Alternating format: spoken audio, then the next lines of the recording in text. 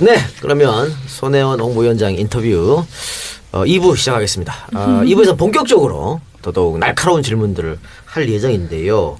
아까 제가 1부 끝머리에 당내 분열에 관해서 한번 이야기해보겠다라고 이야기를 드렸는데 그 전에 밖에서 보던 새정치민주연합하고 안에 들어와서 보던 거 조금 다를 거 아닙니까? 어떤 문제점이 가장 크다고 보십니까? 그러니까 사실 새정치민주연합이 희망을 주는 정당이 돼야 되고 이기는 정당이 돼야 되고 하는데 조금 미흡했던 건 사실이니까 어떻습니까? 들어와셔서 보니까 가장 큰 문제점이 뭐라고 느끼셨습니까? 제가 잘 정치판을 잘 몰라서 뭐 별 큰 기대를 한 것도 아니고 또 네. 와서 뭐 또 그렇게 큰 실망을 할 것도 뭐 별로 없어요. 장단점들이 다 있는 것 같긴 한데 제가 이제 제일 이상하게 의아하게 생각하는 거 하나는 지지율이 이렇게 떨어지는데 이걸 그렇게 심각하게 생각하시는 분들이 잘 없는 것 같아요. 기업은요, 이 지지율이 비슷한 게 이제 마케팅 쉐어 아닙니까? 이거 떨어지면 1%만 떨어지면 난리가 납니다.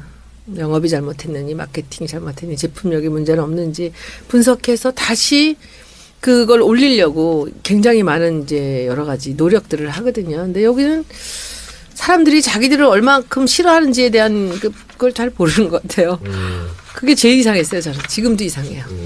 그리고 어떤 말을 하면 싫어하는지 알아야 되거든요. 어떤 행동을 하면 사람들이 우리한테 더 실망하는지를 알아야 되는데 그걸 아시면 그렇게 안 할 텐데 계속 그렇게 해서 이상해요. 그 왜 페이스북에 아파트 분여해도 네. 아파트 값을 올리려면 남들 앞에서는 싸움을 하지 않는다. 약점은 안 보이죠. 약점은 안 보인다. 그럼요. 이렇게 썼는데 이거는 결국은 당내 분열에 대해서 좀 일침을 놓으신 거 아닙니까? 그 순간적으로 어떤 분하고 뭐 서로 좋지 않은 이렇게 의견의 대립이 있어서 두 분이 사이가 안 좋은 것은 뭐 그럴 수도 있지만 그거를 언론이 보는 앞에서 노출을 시키는 것은 그게 얼마나 서로한테 안 좋은 겁니까? 근데 그걸 그런 생각을 안 하시는 것 같아요. 그 노출이 됐을 때 전체가 다 나쁘다는 걸 생각하면은 남들 앞에서는 웃어야 되거든요. 좋은 척하고. 그렇죠? 물 새는 거 이런 거 다 밖에 알려지면 안 되거든요. 네. 집값이 떨어지기 때문에. 근데 그걸 왜 자꾸 그런 일이 벌어지는지 모르겠어요. 의견 통일하는 거 이런 데도 있어서도 자꾸 다른 데 반대하고 다 자꾸 헐뜯고 그러는 게 무슨 목적으로 저렇게 하시나 이런 의문들이 좀 드는데 아직도 전 잘 모르겠어요. 지금도. 네. 왜 그러는지. 전셋집에 살아가지고 전셋값을 좀 떨어뜨리려고. 전략위원장님 왜 그런 것 같습니까? 아, 그래서 그럴까? 아니 저희들이라고 왜 그걸 모르겠습니까? 그 잘 아는데 또 다른 정치적 의도가 있기 때문에 그런 것이죠.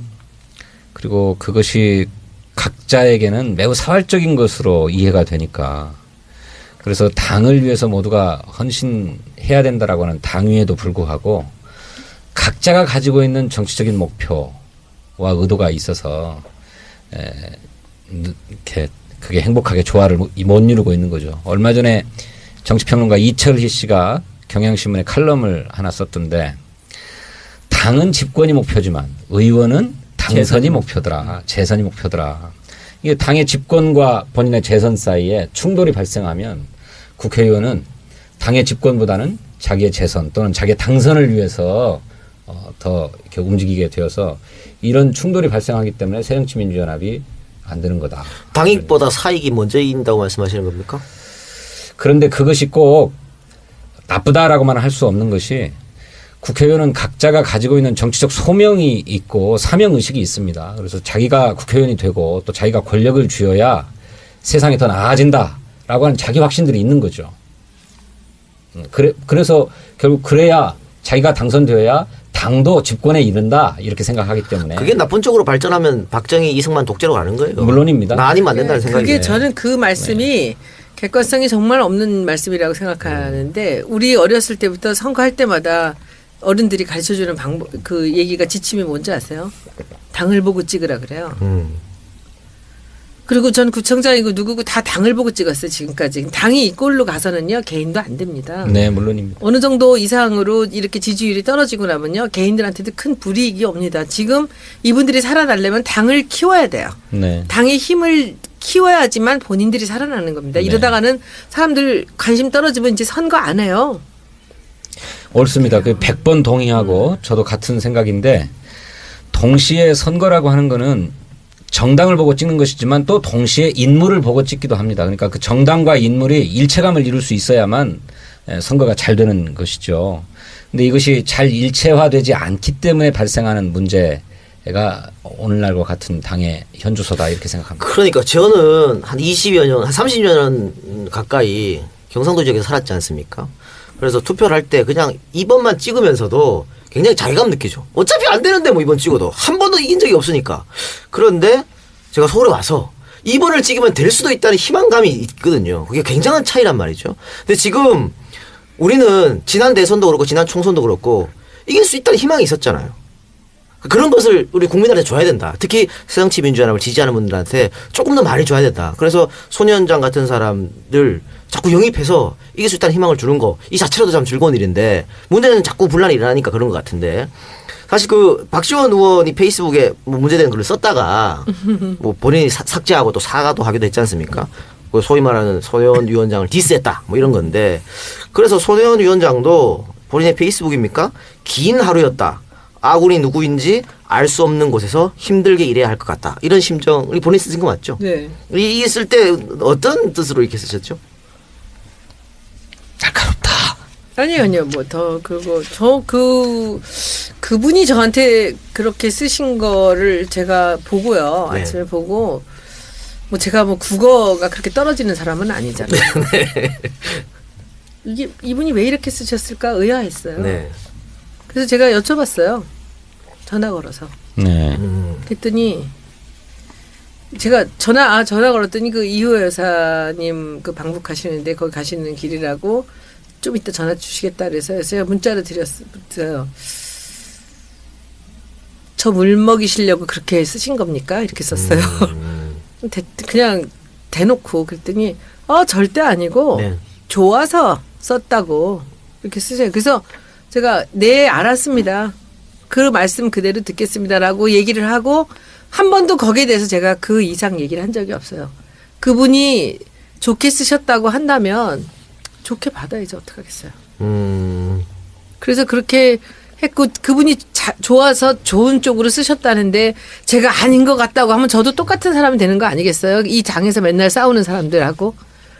그래서 그냥 저는 좋게 하신 말씀이라고 생각하고 또 제가 3번 만났는데 한 번은 10분, 한 번은 20분 그리고 그날은 이제 점심을 같이 했습니다. 그런데 뭐 너무나 많은 지식과 경륜과 이런 게 있으신 분이라 저는 굉장히 재밌었어요. 얘기 여러 가지 얘기도 들었고 그런데 이제 그렇게 쓰셔서 제가 좀 깜짝 놀랐는데 뭐 지금은 뭐 딴 생각 없어요. 그냥 그분이 좋게 얘기하셨다니까 그냥 어른이 좋은 말씀하신 걸로 그냥 이해를 합니다. 그리고 마지막에는 또 박지원 의원이 내가 DJ를 모셨을 때 생각이 난다 이런 얘기도 한 것 같아요. 근데 그 실수인지 어떤지 모르겠습니다만 사과를 했고 또 좋은 뜻으로 한 건데 오해가 생겼다. 그걸 받아들이시다는 거죠, 그거는. 네.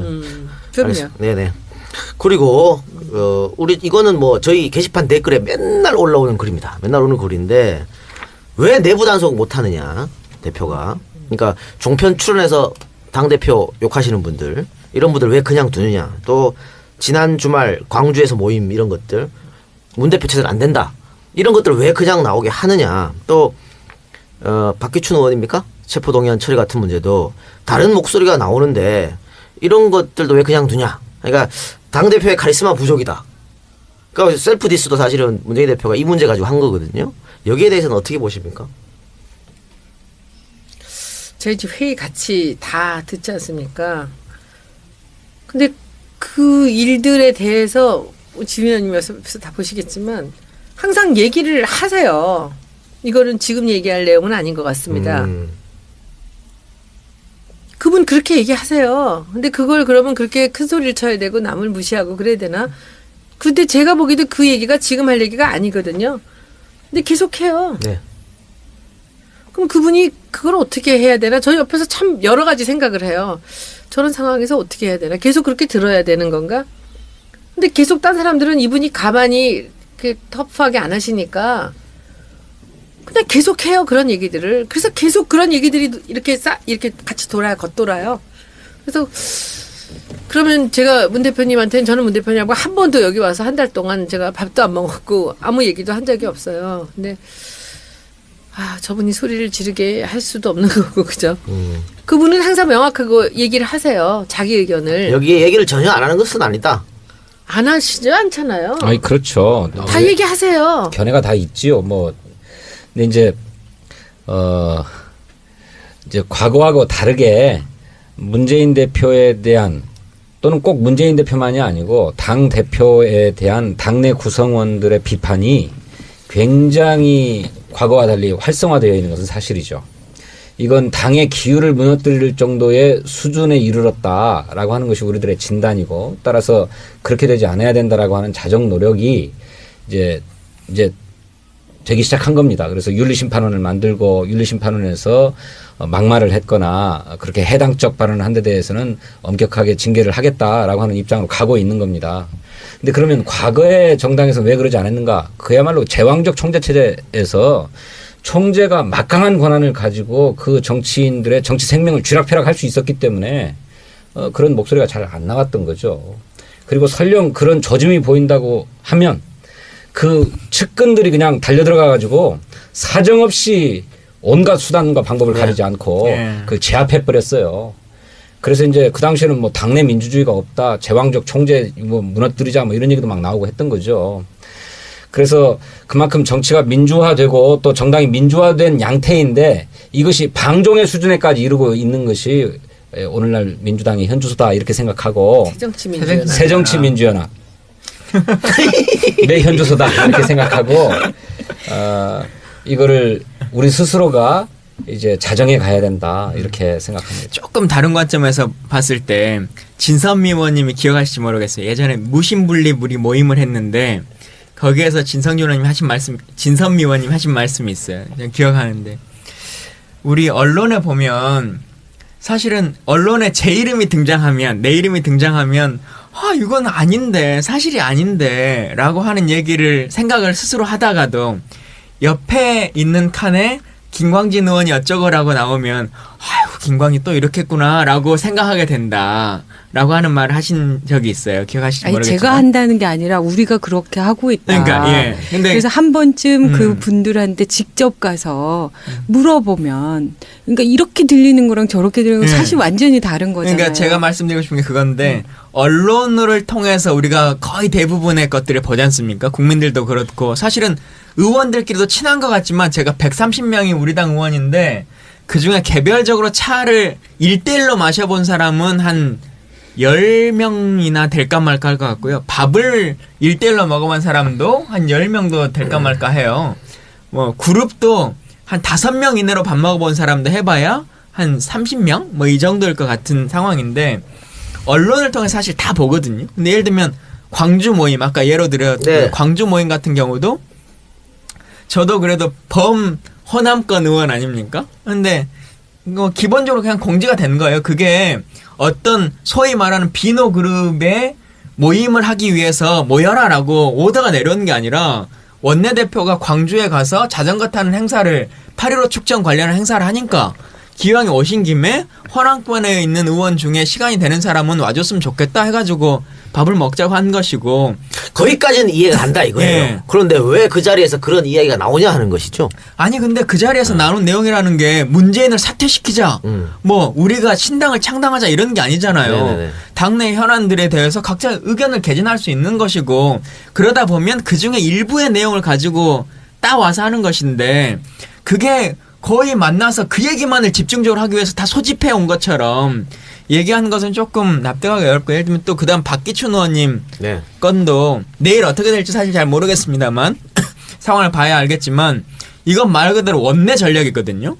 그러면 이종걸 원내대표가 어떻게 할 건지에 대한 것을 묻는 게 더 맞아요. 그런데 뭐 책임져야 될 거 어쩌는 것들은 다 문재인이 어떻게 결정했냐 이렇게 물어보고 사실은 원내대표라고 하는 원내 전략을 물어보려면 원내에다 물어봐야죠. 그러니까 이 포인트들이 언론에서 안 좋은 거 있을 때는 대표한테 다 몰아버리고 또 그냥 다른 그룹에서 한마디 살짝 나오면 그게 전체 여론인 것처럼 얘기하는 것. 그렇게 해서 우리 당에 계속 이렇게 지지부진하고 내부 갈등이 있고라고 하는 것들을 반복하게끔 만드는 것. 언론의 잘못도 있지만 국민들께서도 같이 언론이 정말 그것이 사실관계 중에서 얼마나 부합하고 있는 것인지에 대해서도 얘기했으면 좋겠고 오늘 저희 그 서울신문이나 조선일보 기사 내용에서 문재인 대표의 얼굴 부분을 이렇게 그라데이션 처리하고 얼굴 자르고 해가지고 기사 낸 거 있지 않습니까? 그게 있을 수 있는 일이에요. 예, 이제 그런 정말? 것들도 당에서도 저는 사실 좀 더 적극적으로 입장 표명하고 또 대응해야 될 건 대응해야 된다라고는 생각을 많이 가져요. 언론에 대해서.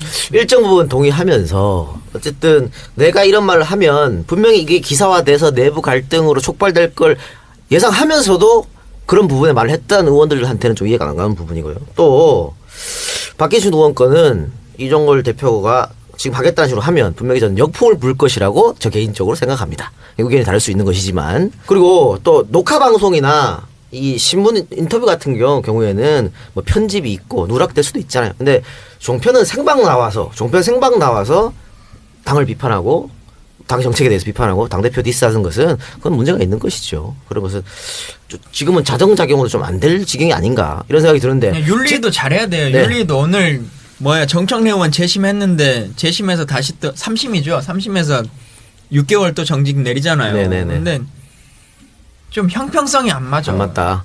자, 이 부분에서 진선미 의원님만 대답을 안 하셨으니까. 저는 아까 김광진 의원님이 얘기하셨지만 처음부터 어떻게 보면 지금 그 손혜원 위원장님이 가지는 그 의문을 저도 갖고 있었던 거거든요. 그러니까 실제로 언론이라는 거가 결국은 정치가 국민에게 전달되는 경로이고 결국 그걸 통해서 사람들에게 정치인이 자신의 정치를 보일 수밖에 없는 거지만 그럼에도 불구하고 그 언론이라는 것을 통해서 그 보여지는 여러 가지 양면의 날인 건데 우리는 때로는 이렇게 보면 언론이라는 것에 대한 긴장감이 별로 없는 것 같아요. 그러니까 저는 그게 참 모순인데, 그러니까 예를 들면 지금 우리가 언론에 대해서 정말 이게 안 좋다. 언론의 상황이 뭐 기울어진 운동장이라고 이렇게 얘기하지만 정작 자기 본인에게 친한 기자들과의 관계에서는 또 좀 다른 것 같아요. 그래서 그러니까 기본적으로 언론에 대한 태도 자체의 양면의 날을 아주 적절하게 활용하지 않고 그래서 제가 그 얘기거든요. 나에 대한 문제는 분명히 사실과 다르고 뉘앙스도 너무 다르고 기분이 나쁘고 이런데 다른 사람에 대해서는 그런 거 아니야? 라고 생각하고 그냥 거기서 멈추는 거죠. 근데 실제로는 누군가는 언론에 비친 자신의 주장이나 자신의 그 자리들에 대해서 다른 얘기를 하고 싶을 건데 그런 얘기가 굳이 우리가 꼭 찾아가서 너무 바쁘니까 꼭 찾아가서 얘기하지 않아도 그거를 알 수 있는 어떤 그 시스템이 있으면 좋겠어요. 그러니까 바로바로 어떤 상황이 있으면 그 상황에 대해서 누군가의 반론이 제기돼서 우리가 양쪽을 정말 우리 내부에서 다른 의원님들에 대한 거를 양쪽의 주장을 한꺼번에 볼 수 있게 우리 내부에서 뭔가 그거를 조정해 줄 수 있는 이런 그 구조가 좀 갖춰져야 되는 게 아닐까? 변호사들이 참 말을 어렵게 해. 원래 별명이 장황진상 의원입니다. 아니 좀 그렇게 중독시키려고. 나는 이종걸 의원님도 좀 변호사신데 말씀이 이렇게 그러니까 자기들끼리는 그러면 판사나 이런 사람들 다 알아들어. 미안해요. 진짜. 제 아니, 생각에 저는, 네. 쉽게 말씀을 드리면요. 네. 언론은 얼마든지 우리 편을 활용할 수가 있어요. 근데 이 당에는 언론을 다루는 스킬이 없어요. 우선은 제가 이 기자들을 만나서 저는 뭐 일주일에 한 3번씩 기자들하고 밥을 먹어요. 그래서 물어봐요. 당신들은 1번을 찍습니까? 2번을 찍습니까? 그랬더니 얘네들이 막 웃어 대답 안 하고. 우리가 야당 출입 기자들도 우리 편으로 못 만든 겁니다. 그들 중에서는 우리 당을 보고 우리 당이라고 얘기하는 애들이 아주 많아요. 네네네. 저쪽에 있다 이쪽 온 애들도 있고 그런데 얘네들이 이제 아까 저한테 많이 제가 노출돼서 이렇게 한다고 네네. 얘기를 하시지만 저 아주 불편하고 그렇지만 우리가 지금 그것을 피할 수는 없어요. 그냥 가야 돼요. 그래서 저는 기자들한테 인터뷰를 거절하면서도 굉장히 예의 바르게 욕을 먹지 않고 이 형평을 맞추면서 하는데 이들이 한번 저한테 와서 이제 좀 친해졌죠. 뭐라고 얘기를 하냐면 기사가 항상 우울하대요. 자기네가 기사를 이렇게 쓰면서도 왜 이 당에서는 늘 이렇게 희망적이고 기쁜 기사가 없다는 거예요. 그리고 자기들이 그 저쪽 새누리당 사람들 저쪽에 있다가 자기가 일로 왔는데 거기는 그냥 보통 사람들을 만난대요. 근데 우리 당에 오면 이쪽 당에서는 뭔가 이렇게 피해의식이 많고 이렇게 꼬부라져서 딱 뒤로 빠져서 이 사람이 나한테 해를 주진 않을까? 언론은 이렇게 바라본답니다. 한번 여러분들 가만히 생각해 보세요. 그러니까 얘네들은 그런 태도를 보면서 왜 우리를 경계하지? 이렇게 보는 거죠. 저도 와서 보면 언론에 많이 나왔지만 한 60% 칭찬이고 40% 욕이에요. 욕 보면 기분 나쁘지. 그러나 저는 그렇게 생각해요. 박지원 의원님도 마찬가지였지만 그분이 그렇게 얘기한 데는 그 단초를 제공한 건 저였죠. 어떤 식으로 말이 나왔든지. 그래서 제가 잘못했다고 저는 얘기 그렇게 했어요. 네. 꼬투리를 잡히지 말아야죠. 욕먹을 일 만들지 말고 어떤 방법으로든 이 기자들이 우리 편한테 마음이 기울도록 우리는 해야 돼요. 그리고 그 신문 그 사진 저도 그 유심히 잘 봤어요. 그 사진을 갖고 편집하는 건 그들의 권한이에요. 네. 근데 그들이 문 대표님을 별로 놓고 싶지 않았겠죠. 근데 그걸 갖고 우리가 어떻게 이러고 저러고 말할 수 없어요. 그럼 법적으로 뭘 틀린 것도 없고. 그러면 거기서 우리가 가슴 아파해야 돼요. 얘네들이 이렇게까지 우리 대표를 이렇게 무시하고 하는구나. 우리가 먼저 무시하잖아요. 우리가 제대로 대표를 대접하지 않으면서 무슨 남들이 그런다고 뭐라 그러죠? 전체적으로 보면 이런 기분이에요, 지금. 그래서 이게 하나씩 어디부터 다시 시작을 해야 되는가를 많이 생각을 해요, 저는. 그리고 단추를 다 풀고 다시 채워야 돼요. 알겠습니다. 혹시 반론 있습니까? 네. 네, 하십시오. 반론 있습니다. 아니, 실제로 우리가 전혀 어떤 사안이든 어떤 행위가 언론을 통해서 전혀 엉뚱하게 만들어져서 그 일들이 일그러진 경험들이 있잖아요. 상처가. 네. 그렇기 때문에 당연히 언론을 만나면 경계하게 되죠. 조심해야지. 조심해야죠. 아니 자기 행동을 조심해야지. 아니 물론 언제나 그 부분에 대해서 스스로를 돌아보죠. 그러나 결과는 이렇게 됐어. 그럼 결국 부족했다. 이렇게 정리하면 할 말은 없으나 그런 부분들과 관련해서 나 혼자만 뭔가를 한다고 해서 달라지지가 않는다는 거예요. 아니 최근에 나타나는 당내의 분열적 언사들에 대한 보도 이것은 언론들의 왜곡 보도라거나 고의적인 무슨 과장 보도라거나 저는 이렇게 생각하지 않습니다. 그런 의도를 갖고 언론에게 모임의 내용을 풀하거나 또는 그런 발언을 하는 분들이 저는 있다고 생각해요. 이것은 대단히 해당적인 발언이기 때문에 이 문제에 대해서는 당에서 분명하게 경고하고 징계해야 된다고 생각해요. 그런 것이지 이를테면 진위는 그게 아닌데 거두절미하고 딱 뭐 고약한 발언만 따서 쓴다든지 그러면 본인들이 나가서 적극적으로 해명했겠죠. 난 본인가 그런 게 아니었는데 네. 따서 썼단 말이지. 근데 그런 게 일체 없는 것 아닙니까? 저는 그건 의도가 있는 것이다. 그렇게 생각합니다. 그 의도는 아주 악질적이지. 근데 그 아니, 의도가 따서 있었을 때 진급하는 당에서 징계를 제대로 못하거나 해결을 못하는 건 지금 어떤 시스템이 제대로 가동하지 않기 때문인 거예요. 당내 실제적 온정주의가 작동하죠. 심하게. 그렇지 않습니까? 그래서 당내 그런 해당적 발언에 대해서 물론 이거를 해당적인 발언이냐 아니냐로 판단하는 데 있어서는 사람마다 주관이 다를 수가 있습니다. 아니 당대표에 대해서 비판적인 목소리를 누구라도 낼 수 있죠. 당대표가 뭐 노선을 당연하죠. 잘못 예. 설정했다거나 현안에 대해서 인식이 불철저한다거나 하면 뭐 비판하고 문제되게 할 수 있다고 생각해요. 그런데 이것이 그야말로 무슨 개파적인 어떤 시각 속에서 당 대표를 고의적으로 폄훼하고 헐뜯으려고 하는 것인가 라고 하는 데 대해서 그런 의심이 든다면 그런 문제에 대해서는 윤리심판원이 직권조사도 해야 되는 거죠. 당에 누가 뭐 고발하고 제소하기를 바랄 게 아니고 그런 것 아닙니까? 네, 알겠습니다. 사실은 그 당 분열에 대해서 어떻게 할 것이냐 이건 홍보위원장님한테 물어볼 질문이 아닌데 아니잖아요. 제가 어떻게 합니까? 그걸? 아닌데 뭐 오죽하면 물어봤겠습니까?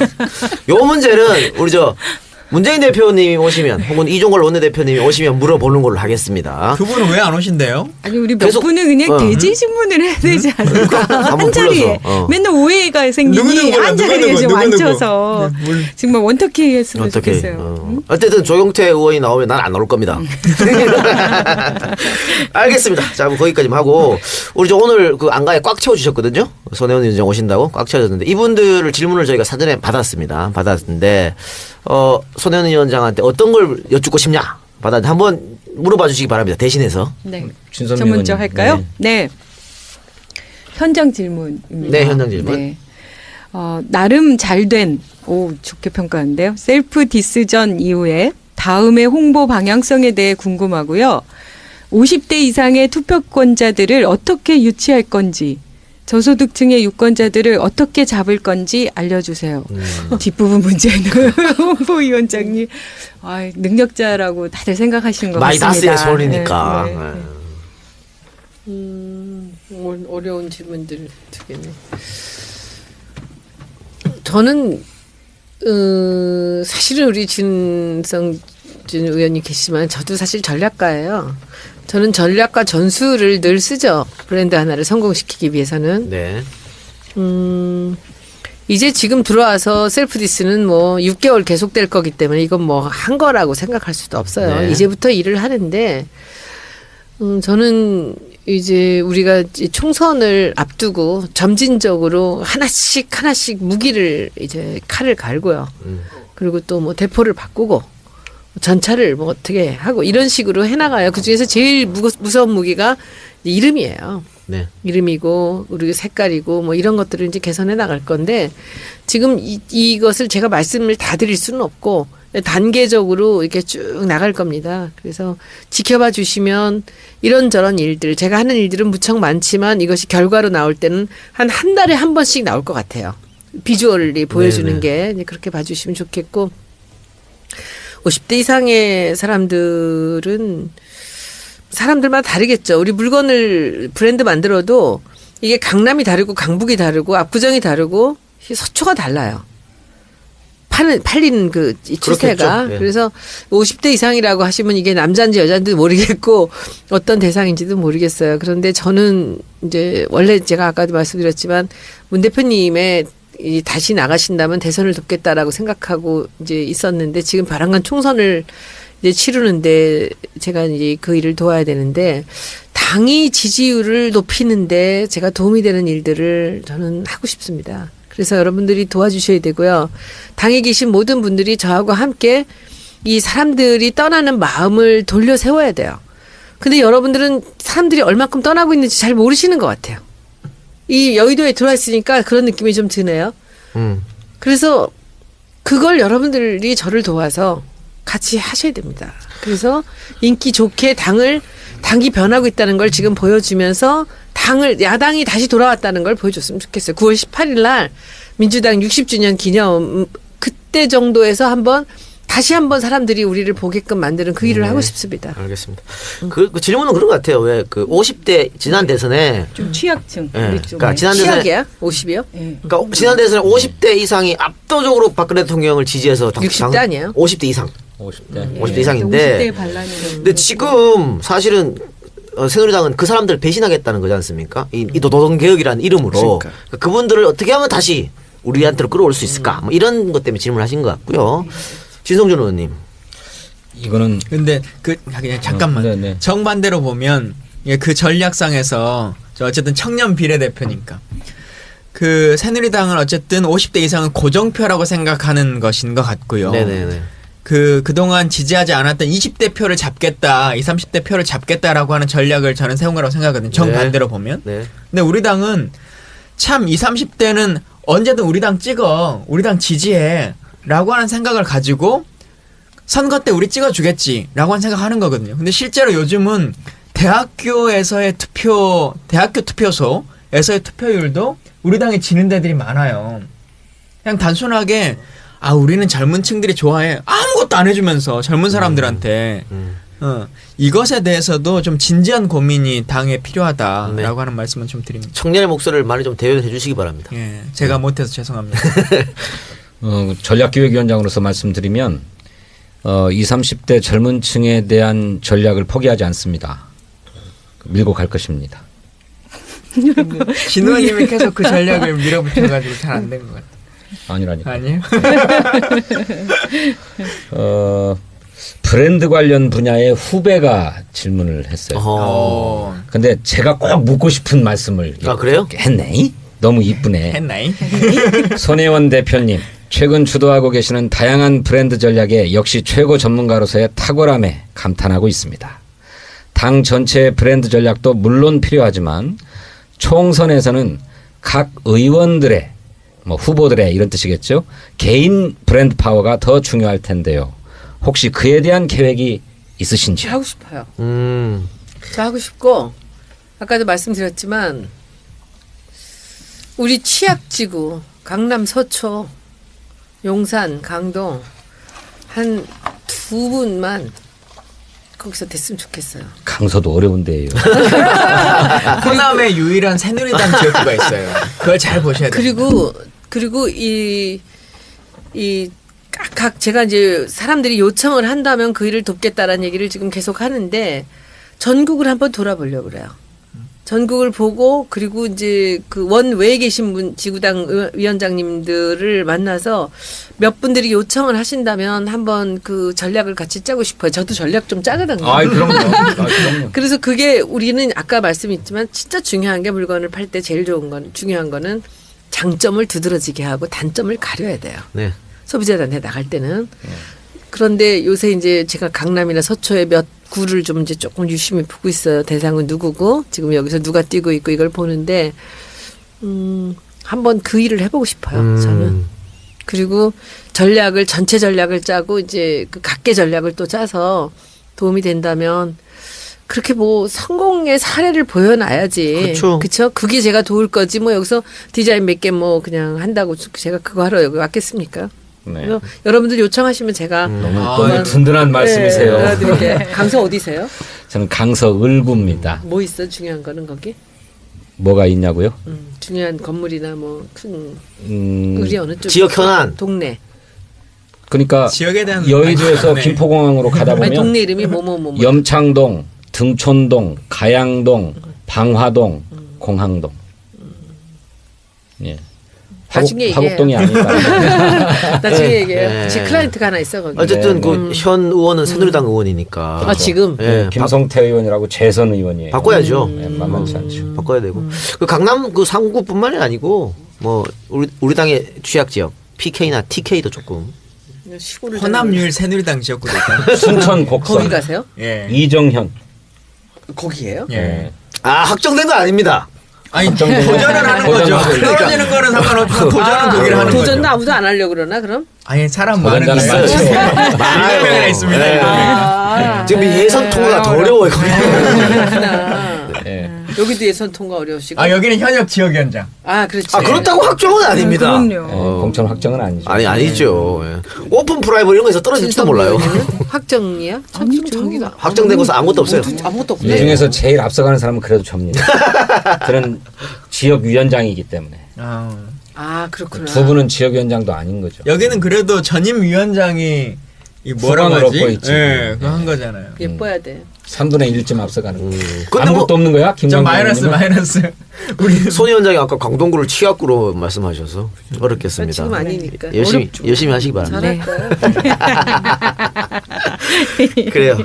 알겠습니다. 그러면 현장 질문은 거기까지 봤고요. 예. 우리 저 팟빵 게시판에 올라온 질문을 한번 받아보도록 하겠습니다. 김광진 네. 의원님 소개해 주시죠. 제가 한자도 틀리지 않고 읽으려고 하는데요. 네네. 이게 중요한 인물들이 많이 나오더라고요. 아, 예. 이게 중요한 인물들. ABC 무게님이 주신 질문입니다. 정치인은 제가 좋아하는 문재인, 이재명, 박원순, 김광진 정도 아는 라이트 지지자로 정치 전혀 모르는 분이구만. 항상 인터넷 뉴스만 읽다가 최근 팟빵에서 현실 정치를 새롭게 배우고 있습니다. 팟캐스트를 들으면서 깨달은 것은 이분들은 그동안 아무것도 하지 않은 것이 아니라 뭐 하는지 알리지 않았구나입니다. 더더욱 손 위원장님에 대한 기대가 클 수밖에 없는데요. 그동안 홍보위원장으로서 느꼈던 보람과 한계, 지지자들이 이것만은 해줬으면 또는 하지 말았으면 하는 것을 알고 싶습니다. 지지자들이. 뭘 좀 도와줬으면 좋겠어요. 지지자들이 뭐 어떻게 하는 건 제가 잘 모르겠고요. 네. 이분이 굉장히 중요한 포인트를 얘기하시는데 김광진이 들어갔다는 거. 셀프 디스 포인트가 바로 그거예요. 한 분 한 분을 돋보이게 만들겠다는 거죠. 네. 이분들을 홍보를 해서 이분들이 이 자리에 있다라는 걸 얘기해주고 싶고, 그리고 와서 제가 보니까 국회의원분들은 참 열심히 일해요. 제가 그게 아주 고무적인 거라고 생각해요. 당직자들은 조금 루즈해요. 그런데 국회의원분들은 정말 열심히 일해요. 네네. 보좌관님들도 굉장히 열심히 일하시고, 그래서 희망이 있습니다. 이 희망을 어디 있냐면 한 명 한 명의 국회의원들한테 있어요.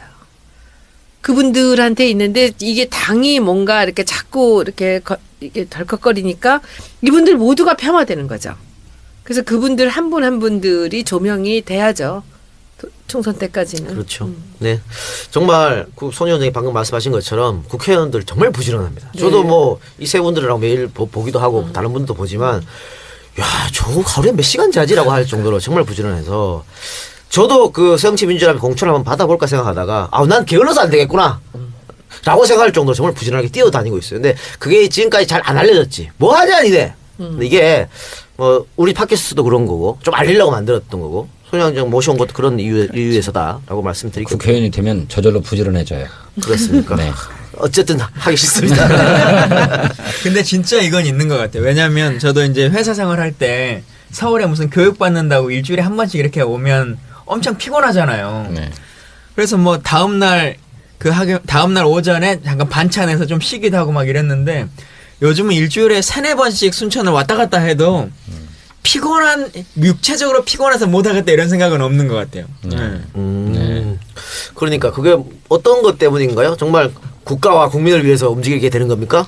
나름의 소명의식이 작동합니다. 개인의 사익이 아니고 긴장감이 있어요. 아니 진짜 그게 있는 게 뭐냐면요. 제가 좀 말 길지만 우리 언론에 보면 뭐 할 때마다 국회의원들이나 정치인들 현충원 가가지고 뭐 참배하고 막 이런 거 많이 하잖아요. 그러면 뭐 좀 쇼 같은 그런 느낌들이 많이 있고 그런데 제가 제일 처음에 국회의원 당선되고 그 현충원을 처음에 가는데 왜 현충원 이렇게 하고 걸어가는지 모르겠어요. 좀 이상하더라고. 근데 이렇게 걸어가는데 뭔가 모르는 그 뭉클함이 있으니까 이렇게 오더라고요. 내가 이게 진짜 잘해야겠다. 그 현충원 안에서 네, 그걸 보면서 많이 느꼈어요. 그때 느꼈는데 정말 잘하겠다고. 지금 2년 반 동안 돌아보면 어때요? 3년 반. 3년 반. 그때 초심을 지킨 것 같습니까? 어떻게 되신 것 같습니까? 저는 열심히 잘하고 있다고 생각합니다. 앞으로 한 4년 더 하면 진짜 잘할 수 있을 것 같은데. 그래요. 4년 더 하면 더 잘하겠답니다. 많이 좀 지지해 주시기 바랍니다. 자, 그러면 질문은 거기까지만 하고요. 저 하나만 더 여쭐게요. 올해가 이제 광복 70주년인데 당 대표 회의실 벽에 광복 70주년 이제 통일입니다. 라는 현수막이 걸려 있다고 합니다. 저는 본 적이 없는데 혹시 이것도 손현장 작품입니까? 네, 그럼 이 어떤 의미죠? 광복 70주년 이제 통일입니다. 광복 70주년과 이제 통일입니다가 좀 안 맞는 것 같기도 하고. 우리가 광복은 이뤘잖아요. 네네. 근데 아직 분단돼 있지 않습니까? 그러니까 광복 이후에 그쵸. 성결과제는 통일이다 이렇게 보신 거죠. 그리고 이거는 뭐 현수막도 아니고 그 당대표 방해 현수막이기 때문에 그리고 이제 일주일 다는 거거든요. 그래서 조금 좀 비장했으면 좋겠다 생각했어요. 제가 욕도 많이 먹었습니다. 그러나 제가 그랬어요. 이거 뭐 최선책이 아니라는 건 제가 알고 있지만 그냥 둘 수는 없으니까 광복 얘기할 때 광복 그림이 좀 나왔으면 좋겠다 해서 그냥 했다고 말씀드렸어요. 저는 참 좋았는데. 네. 아니 뭔가 하는 게 중요한 거죠. 네네네. 네. 때에 따라서 뭔가 하는 게 중요한 거지 가만히 있는 건 안 되거든요. 계속 바꿀 거예요 저는. 그 흑백 사진에 이렇게 떠 있으니까 많은 사람들이 트위터에 그 매직아이처럼 이렇게 눈에 턱 그 글씨만 튀어나온 것 같다고 그런 트위터들이 많았어요. 근데 실제로 저는 좀 놀랬던 게 그 문안을 보고 나서는 이거 아니고 다른 게 있을까라는 생각까지 저는 좀 들었거든요. 그리고 실제로 이번에 기독교 분들이 전체에 모여서 통일을 위한 기도회를 그 서울시청 앞에서 하셨잖아요. 근데 그게 똑같아요, 이거랑. 그렇죠. 이젠 통일이다 이렇게 예. 하면서 그 통일을 염원하는 그 기도회를 막 굉장히 크게 하셨는데 오늘 임진각에 그 현수막을 제가 만들어 드린 건 아닌데 그 문구를 갖고 이렇게 했는데 거기서는 되게 잘 어울리더라고요. 예, 예. 그러니까요. 뭐 광복 70년이지만 동시에 또 분단 70년 아닙니까? 예. 우리 민족의 민족적 비전을 선포한 것인데 적절했다고 생각합니다. 네, 그 사람의 삶에 그 자신의 경험이 진짜 중요하다는 생각이 드는 게 제가 광복 70주년 우리 그 본인에게 어떤 의미가 있냐 뭐 이런 질문도 한번 이렇게 생각해 본 적이 있는데 저희 아버지가 이북분이신 거잖아요. 그러니까 결국은 분단이라는 것을 생각할 수밖에 없더라고요. 광복 딱 이렇게 하니까. 그리고 70년이나 지났는데 유일하게 여전히 그 민족이 그 외국에 의해서 지배를 받았으면서도 본인들끼리 그 민족들끼리 단합하지 못하는 이 상황이 70년이나 유지됐다는 것 자체가 너무나 심각한 문제이지 않나요? 그렇죠. 예, 그 저는 진짜 이 시점에 광복 70주년 이후에 우리는 통일이다. 이 생각밖에 저는 안 들더라고요. 그러니까 사실은 저희 처가가 독립군 집안입니다. 그런데 아, 그래요? 예, 독립군 집안인데 그 저희 장은 어린이 주구장창 보수를 투표했어요. 왜? 독립군인데 좌익 독립군이었거든. 그래서 연좌제에 찍혀서 그렇게 하지 않으면 고통을 계속 받는 거예요. 그러니까 과연 이게 분단 상황이 계속되면 앞으로도 이런 일이 일어날 것이다. 너무 가슴 안타깝더라고. 가슴 아프고. 또 지금 뭐 김무성 대표가 이승만 재평가해야 된다 얘기하고 국정교과서 해야 된다 이런 얘기하고 광복절이 아니고 건국절이다 하고 이거 다 이 사람들이 어떤 생각에 의해서 하는 거라고 보거든요. 그렇죠. 또 이분들은 이렇게 남북이 평화로워지면 자기들이 계속 일당이 안 되는 거 아니겠습니까? 정권을 못 잡잖아요. 그걸 자꾸 이용하는 것 같은데 이제는 정말 통일이라는 그런 아젠다가 제일 먼저 나와야 되는 그런 시기가 맞는 것이죠. 맞는 거예요. 그런 의미에서 제가 질문 한번 드려봤어요. 어떤 의미를 하셨는가. 알면서도 모르시는 청취자를 위해서 질문 드려봤고. 네. 혹시 우리 세 분은 위원장님한테 따로 질문하시고 싶은 거 있으십니까? 저는 꼭 있어요. 네. 제가 이제 이 질문하면은 저 평소의 이미지하고는 좀 다르게 저 새끼 저질이다 이런 얘기를 평소 이미지하고 다르게? 궁금해. 과연 제가 이제 막 이미지 깎일 것을 각오하면서 네. 힘차게 별거 아닐 것 같아. 왜 이 참이슬이나 처음처럼 소주 광고들 벽보 포스터들 이런 걸 보면 미인들이 네. 나와서 이렇게 뭐 네. 흔들어 주세요 하기도 하고 하잖아요. 네.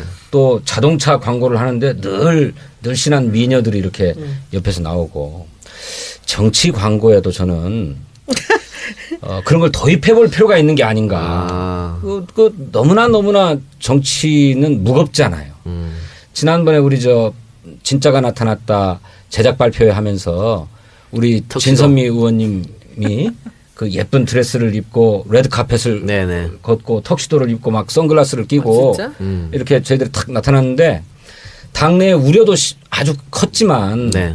막상 해놓고 보니까 야 참신했다. 그렇죠. 그래가지고 우리들 모두의 입이 저절로 이렇게 벌어지는 네네. 그런 히트작 아니었습니까? 네, 맞습니다. 저는 우리 정치 광고가 활성화되어 있지는 않아요. 무슨 외국은 막 선거 때만 되면 막 텔레비전 광고를 무수하게 틀어대기도 하고 뭐 포스터도 그렇다고 하고 그러지만 우리는 그러지 못한 형편이지만 저는 그럼에도 불구하고 그걸 뭐라 그럽니까? 그 성상품화 한다고 욕먹을지 모르지만 어쨌든 정치 광고에도 그런 섹슈얼리티라고 해야 됩니까? 이런 것들이 도입될 필요가 있다고 저는 생각하는데 우리 위원장님 전문가시니까 네. 어떻게 생각하시는지. 고지는 아니고 말이 안 되는 얘기 같아요. 지금. 말이 안 되나요? 그게 이제 정치 시원해. 광고가 총선인가요? 대선인가요? 뭐 대선이든 총선이든. 대선에는 이제 대통령을 만들어야 되는 거고 총선에는 사람을 팔아야 되잖아요. 한 명씩. 근데 일상적인 당의 광고도 있는 것 아닙니까? 당의 광고를 할 때 이번에 이제 우리 60주년을 맞는데 저는 다큐멘터리를 이제 이번에 준비를 합니다. 제가 다큐멘터리 8분짜리 정도를 지금 생각을 하는데 행사 날 그 다큐멘터리를 틀었을 때 모두가 다 눈물 나게 울게 만들려고 그래요. 될지 모르겠어요. 저분이 잘해주셔야 되는데. 네. 제가 다 울게 만들 건데 우는 게 뭐냐 하면은 이런 눈물을 흘렸으면 좋겠어요. 부끄럽고 그 회한의 눈물. 1955년에 생겨난 그 당에서 그들이 젊은 청년들이 목숨을 걸고 정말 싸우고 뭐 정말 단합하고 뭐 또 뭐 계속 정당이라는 게 그렇지 않았습니까? 근데 그때 만들었을 때 그 상황을 저희가 사사를 지금 이제 보고 있는데 그걸 보면서 이 당에 계신 분들이 우리는 지금 뭘 하고 있나라고 자책을 하며 눈물을 흘리기를 저는 바라요. 그러고 싶어요. 이번에는. 네. 그렇게 하고 싶고 이제 여러분들이 정말 제발 좀 열심히 잘해 주셔서 총선 때 정 미인들이 나와서 우리 당을 경쾌하게 이끌어 나갈 수 있게끔 한번 기분 좋게 사람들 마음을 돌려놓으면 그렇게 할 수도 있죠. 근데 지금은 너무 우리가 지금 돌려놔야 될 그냥 아주 절대절명의 순간에 있다고 저는 생각을 합니다. 네, 언젠가는 가능하다 이런 언젠가는 말씀인가요? 할 수도 있죠. 네. 한번 생각을 해보자. 돈이 많아야 되는데. 그 의원 수가 많아지면 돈도 많아지잖아요. 네, 국고보조금이 그죠? 많아지죠. 네. 아니 그 미인들이 좀 자발적으로 정말 참여해 주시면 좋겠네요. 자발적으로. 진선미 의원님이 하시면 되는 거 아니에요? 사실은 그것도 제가 할 수 있어요. 제가 할 수 있는데 이제 그게 얼마나 도움이 될지 모르겠어요. 제 주변에 이제 이쁜 연예인이 있어서 제가 할 수도 있는데 그게 뭐 이제 얼마만큼 도움이 되냐는 거지. 그리고 사실은 연예인들이 이제 정치에 참여를 좀 해서 도와준다는 거는 굉장히 중요한 일이긴 그렇죠. 하거든요. 네. 저는 그것도 생각 참 많이 하고 있어요, 지금. 네. 나중에 우리가 무슨 도움을 어떻게 얻을 것인가는 이제 지내보면서 여러분들이 근육을 좀 튼튼하게 만드시면서 네. 이제 도전을 하자고요. 알겠습니다. 네. 저는 왜 지금 정치 광고 얘기하니까 최고의 그 대선 정치 광고는 DJ와 춤을 하고 노무현의 눈물 두 가지였다고 보거든요. 그러니까 이런 획기적인 아이디어 이런 거 우리 건데 사실 우리가 정말 잘하는 건데 지난 대선에는 그걸 못했거든요. 그 손위원장 오셨으니까 좀 기대를 좀 많이 갖도록 하겠습니다. 뭐 여러분들도 뭐 저랑 생각 비슷할 것 같아요. 또 오늘 뭐 질문 하나 네. 해도 돼요? 그러니까 말씀하신 것대로 사실은 그것에 대한 갈증이 진짜 심하거든요. 정말 아마 모든 의원들이 다 그럴 것 같아요. 그러니까 내가 말하고 싶은 것을 저 사람이 정말 아주 잘 알아듣게 딱 정리해서 정말 엑기스를 모은 그런 참신함 이런 걸 갖고 싶어요. 근데 그게 참 어렵거든요. 그래서 저는 이제 그렇게 하고 계시는 대표님이 뭔가 팁을 줄 수 있으실까? 그러니까 우리가 이렇게 모든 그냥 일반 의원들이지만 언제나 말과 글을 통해서 자신을 표현해야 하는데 그런 아이디어를 만들어내고 이렇게 하는 것에 대한 트레이닝? 뭐 남의 직업에 그렇게 뛰어들지 마시고 끼어드는 건가요? 그냥 필요하신 게 있으시면 이 팩트만 저희한테 던져주시면 우리 팀이 전문가들이 여럿이 있으니까 저희가 해드릴게요. 네. 유후. 알겠습니다. 김강현 의원 혹시 짧은 질문. 질문. 예. 여기는 3명은 제외하고 당에 와서 보니까 이 사람은 진짜 능력에 비해서 저평가됐다. 우량주다. 발굴이 필요하다 하는 사람이 있으면 그걸 어떻게 얘기를 한번 해? 꼽아 주십시오. 어떻게 얘기를 해? 좋은 사람 뽑는 거니까. 그래도 그러면 안 뽑힌 사람이 아니 한 명만. 한 명만. 한 명만. 한 명만. 어렵다. 그냥 여기 있는 사람으로 할 걸. 제가 만났던 이거 분들이 많지 과대표까지 않거든요. 제가 만났던 분들이 많지 않은데 제가 굉장히 감동했던 분들 몇 분만 얘기를 해드릴게요. 이제 첫 번째는 신경민 의원님이 그 서울시당에서 현수막 갖고 오셨을 때 굉장히 깜짝 놀랐어요. 저는 이 당에서 이렇게 치밀하게 이런 자료를 만들 수 있는 사람이 있다는 걸 몰랐어요. 거기 보좌관들이 굉장히 우수한 친구들이 있어서 자료를 너무나 완벽한 자료를 만들어다 주셨어요. 그래서 제가 그걸 아주 지금 굉장히 깊이 연구를 좀 하고 있어서 그분 굉장히 감동적이었고요. 그리고 아까도 말씀드렸지만 국회의원 아니시지만 그 이용득 의원님 굉장히 저는 그분 노동에 있어서 그렇게 쉬운 말로 그렇게 어려운 상황을 설명할 수 있다는 게 저는 아주 좀 좋았고요. 계속 지금도 이분한테 많은 조언을 제가 받 이게 맞습니까? 틀렸습니까? 그러면 굉장히 치밀하고 꼼꼼하게 고쳐주세요. 그 제가 모르잖아요 단어들을. 그래서 그렇게 해주셔서 그분 굉장히 노동에 관련돼서는 제가 많이 배우고 있고요. 또 하나는 옛날부터 알았지만 유은혜 의원하고 제가 이 홍보 일을 같이 하면서 이게 유은혜의 힘이었구나라는 저는 유은혜 의원은 굉장히 오래됐거든요 안지가. 근데 참 든든하고 좋아요. 저보다 나이도 어린데 너무 좋아요. 든든하고 그리고 이제 최고위원회에서 맨날 만나는 분들이 제가 제일 자주 보는 분들 아닙니까? 그래서 그 추미애 의원님 같은 분이 이렇게 발표하실 때 보면은 저런 템포와 저런 그 아주 자신감 있는 말투들이 저분의 힘이구나. 굉장히 놀라워요. 그 임팩트 있게 말씀하시는 그 톤이. 그런 것들도 이게 보면서 제가 주변에서 이제 보면서 이런저런 장점들을 이렇게 보고 있죠. 네, 알겠습니다. 이제 방송 마칠 시간이 다 됐는데요.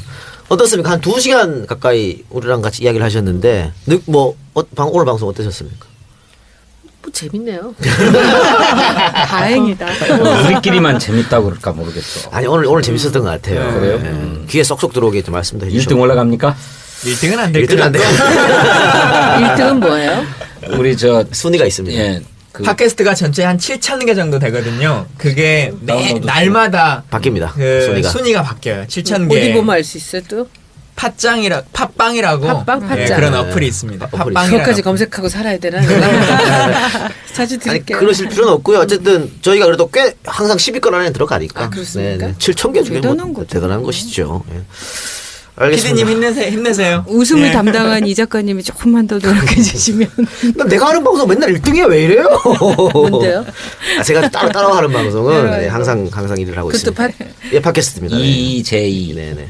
EJ라는 예, 팟캐스트. 저기 써 있는 거. 네, 그럼 오늘 저 귀한 시간 내주신 우리 손혜원 홍보위원장님께 감사의 박수를 한번 드립시다. 네, 감사합니다. 수고하셨어요, 여러분들. 아니 근데 게스트가 점차 거물급이 와서 우리 저 섭외하시는 담당 PD가 굉장히 머리가 아플 것 같아요. 다음은 누구를 불러야 되나 이런 고민도 할 것 같은데.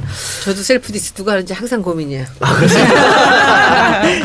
예, 오늘 걸음해주셔서 감사드리고요. 앞으로도 당의 홍보를 위해서 많은 노력 좀 네, 부탁드리겠습니다. 감사합니다. 네. 수고하셨어요. 자, 저희도 그럼 인사하시죠. 네. 네. 진짜 안녕. 진짜 네. 안녕. 다음 주에 뵙겠습니다. 예.